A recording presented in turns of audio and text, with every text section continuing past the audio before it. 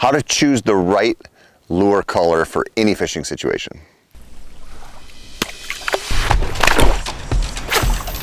Big in. Oh yeah. That's a big smallie.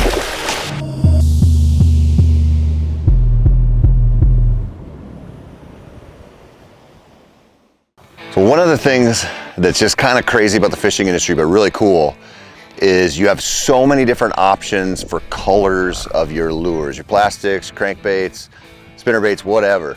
I remember like growing up and just picking, Fire Tiger or something that looked cool to me with no idea or no thought into what kind of lake, or maybe I was going to the Mississippi River or whatever, the color of the water that I was going to be fishing.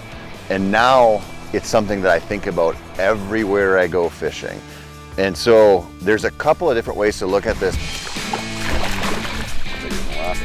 The most basic way to break down how to choose the right lure color, the clearer the water, the more natural looking your presentation should be.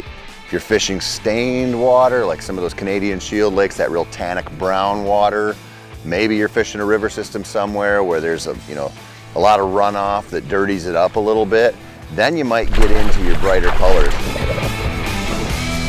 So I look at your clear water and I want something that's not flashy. I want something that just looks so kind of natural, like you're talking your browns, pumpkin seed color, maybe something black, just natural stuff. Not a lot of flash, there isn't any real glitter poured into these.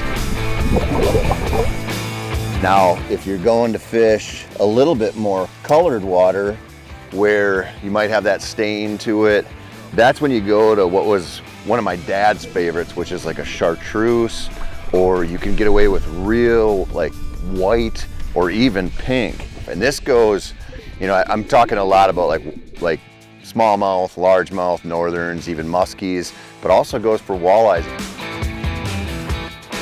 It's not a guarantee that you just follow this rule and you're gonna catch fish, but more often than not, that's a really good starting point. So think about the color of water you're in at the time that you're in there, and then what would be most either natural in there if it's clear, or if you need to really catch their attention and move some water and show some flash and some color because you're in more stained water.